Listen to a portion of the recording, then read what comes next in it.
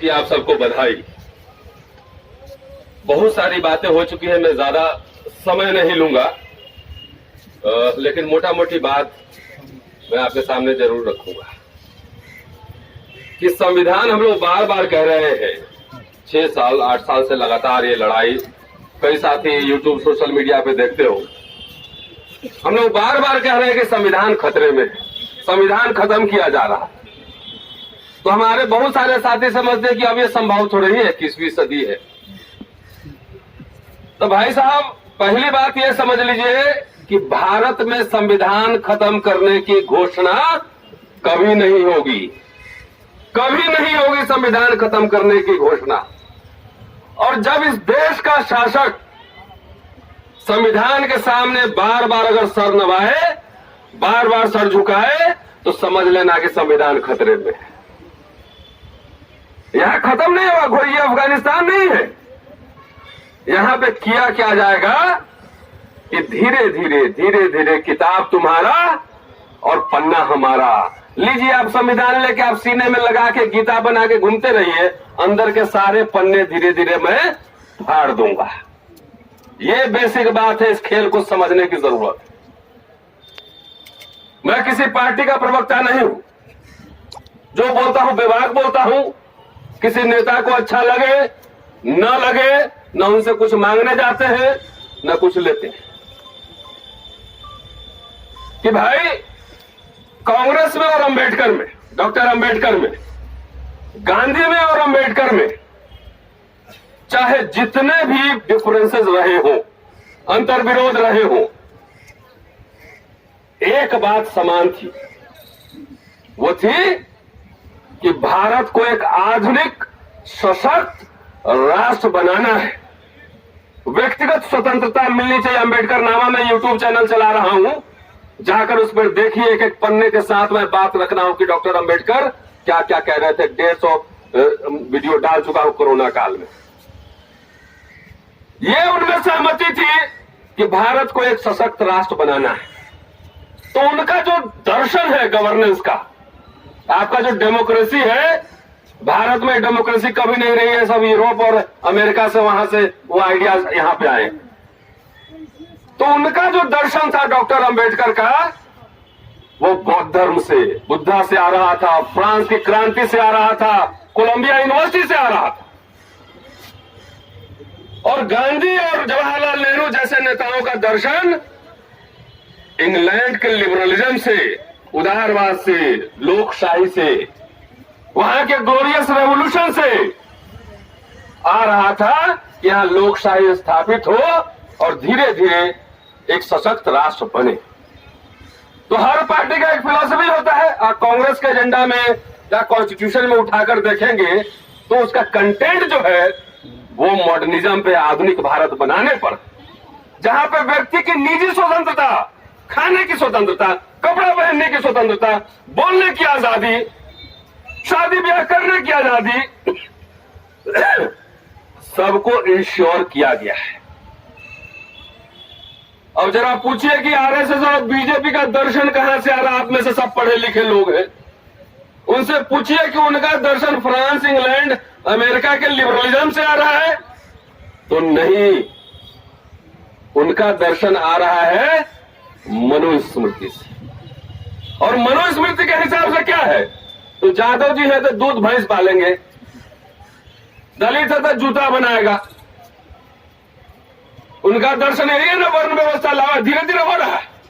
आज पुलिस वाले भाई लोगों ने हम लोग को रोक लिया, चारों तरफ बैरिकेड किया हुआ है। तो भाई लोग सुन लेना, अगली बारी आपकी है, पुलिस भी प्राइवेटाइज होने रहा है। पुलिस में हो रहा है प्राइवेटाइज। जब अंबानी जो है राफेल डील कर सकता है, जिसको सेना और इसकी कोई एक्सपर्टीज नहीं है, तो इस देश में कुछ भी संभव है। अगली बारी आपकी ही है। इसलिए लोकशाही बचाइए, संविधान के जो कंटेंट्स है उसको बचाइए, नहीं तो यहां कोई सुरक्षित नहीं रहने वाला है। आज संविधान दिवस है और संविधान दिवस के अवसर पर भारत बंद का भी कॉल है। पूरे दिल्ली में चारों तरफ से लोग इकट्ठा हो रहे हैं, लेकिन देखिए तानाशाही हर जगह बैरिकेड कर करके तमाम बहनों को मैं देख रहा हूं सुबह से टेलीविजन पर, कहते हैं कि दुनिया की सबसे बड़ी लोकशाही है। अरे डरपोक हो तुम, कहते हैं दुनिया की सबसे बड़ी पार्टी है। लोगों का जो विरोध के स्वर है उसको दबा रहे हैं। उदित राज जी अभी कह रहे थे आनंद तेज दुबड़े और हमारे दिल्ली यूनिवर्सिटी के और जेएनयू कई साथी जेल में धकेल दिए गए। तो ये अघोषित आपातकाल है, आपातकाल की घोषणा नहीं होगी। आज हो सकता है मैं यहां बोल रहा हूं, कल हो कि मुझे गिरफ्तार कर लिया जाए, तो खैर इसकी चिंता नहीं है बाबा साहब के और संविधान के सिपाही, इसकी चिंता हमें नहीं।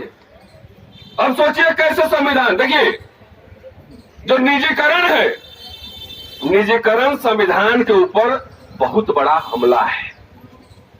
आज यहां सिक्योरिटी वाले भाई साहब होंगे, हमारे कॉलेज में, मैं हिंदू कॉलेज में पढ़ाता हूं, जो सरकारी सिक्योरिटी गार्ड है उसको 50,000 तनख्वाह मिलता है, और जो प्राइवेट वाला है उसको 8,000 से 12,000 मिलता है, और 8 घंटे की जगह 12 घंटे काम कराया जाता है।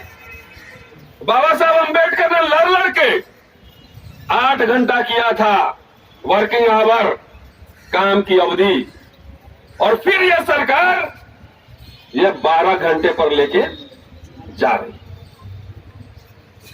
साथियों निजीकरण कहते हैं, अभी सुधांशु कह रहे थे कि घाटे में चल रही है। तो भाई एक बात बताइए, जब कसाई बकरा खरीदने जाता है तो कमजोर दुबला पतला बकरा खरीदता है कि चर्बी वाला मोटा बकरा खरीदता है? ताजा मोटा ताजा, उसको उससे प्रॉफिट कमाना है। तो ये जो रेल और जहाज जो प्राइवेट कंपनी खरीद रही है, वो पतला बकरा खरीदेगी कि मोटा बकरा खरीदेगी? मोटा बकरा। अगर घाटे में है तो ये प्राइवेट कंपनी क्यों खरीद रही है? तो ये सरकार असली में अडानी अंबानी जैसे पूंजीपतियों की सरकार है। आवाज बुलंद कीजिए, जात जात मत के लिए जमात में जाइए। नहीं तो जब मुर्गा खरीदने जाते हैं तो एक मुर्गा कटता है, दूसरा दाना चुगता है कि मेरी बारी अभी नहीं आएगी, पता चलता अगले बार उसी को पकड़ लिया। तो हम लोग का क्या, मैं पढ़ाता हूं, मेरी अच्छी खासी सैलरी है, बंगला में रहता हूं, क्या जरूरत है लगातार रोज सड़क पर जाकर आपके लिए लड़ने के? कि मुझे लगता है मैं पे बैक यही कर सकता हूं, आपसे न चंदा मांगा न कुछ मांगा। कोरोना पीरियड में लगा कि अब कुछ कहीं नहीं जा पाएंगे, तो मैं सोचा कि अपने लोगों को कैसे जगाऊं, तो यूट्यूब चैनल खोला, अम्बेडकर नामा लाल की क्लास। आप लोग देखते भी नहीं होगा। हमारा इसलिए खोला कि अम्बेडकर साहब को पढ़ पढ़ के पेज नंबर के हिसाब से आपको 10-10 मिनट का वीडियो दूं कि अगर पढ़ नहीं सकते हैं, काम में बिजी है, तो मोबाइल कान में ऐसे लगाइए, क्या बोलते हैं उसको, माइक्रोफोन, लीड लगाइए, सुनिए, कम से कम भजिए नहीं। बाबा साहब बार बार मैं कोट करूंगा, कल के तारीख में 25 नवंबर को बाबा साहब ने संविधान, पार्लियामेंट के अंदर संविधान सौंपने वक्त क्या कहा था, पहले जानिए। 3 बातें मैं कहना चाहूंगा, सिर्फ 3 बातें वो कहूंगा, आपको समझना होगा। 25 नवंबर 1949 तारीख नोट कर लीजिए। उन्होंने कहा था कि कोई भी संविधान अच्छा या बुरा नहीं होता, संविधान लागू करने वाले लोगों के प्रवृत्ति पे निर्भर करता है। अगर संविधान अच्छा हो और लागू करने वाले शासक खराब लोग हो तो संविधान खराब साबित होगा। अगर संविधान खराब हो और लागू करने वाले लोग अच्छे हो तो संविधान अच्छा होगा।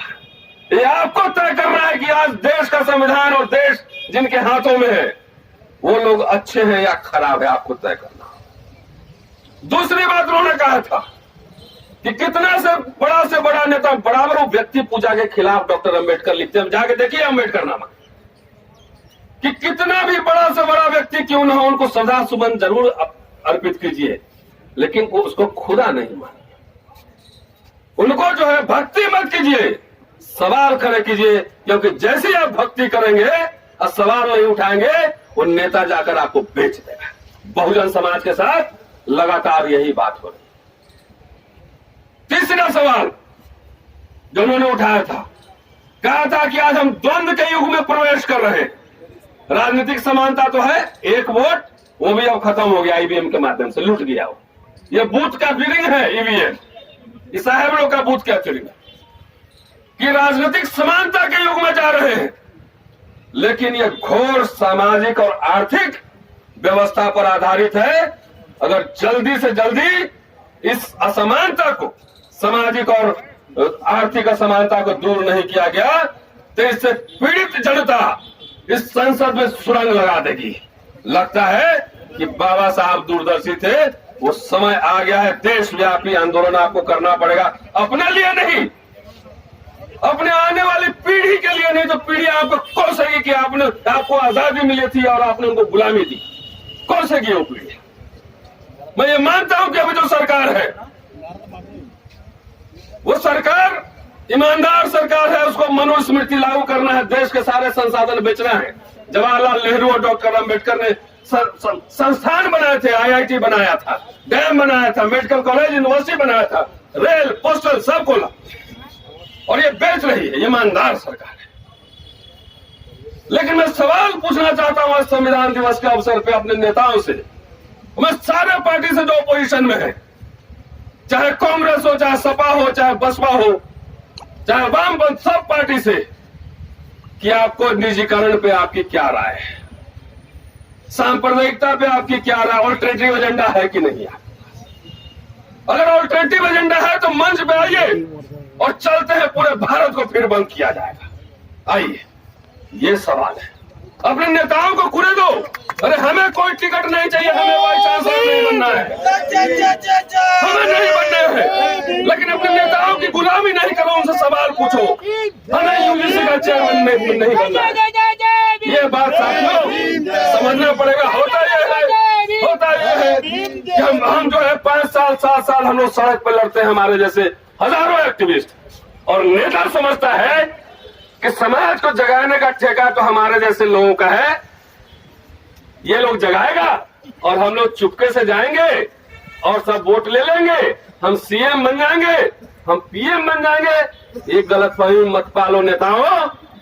कबूतर अगर रेत में अपनी आंखें छुपा ले और सोचे कि बिल्ली नहीं खाएगी, तो ये प्रॉब्लम बिल्ली का नहीं है, कबूतर का है। आपको ये समझना पड़ेगा कि अभी रिजीम कौन सा है। पुष्पमित्र सुंग के बाद पहली बार ये रिजीम आया है, समझिए आप खेल।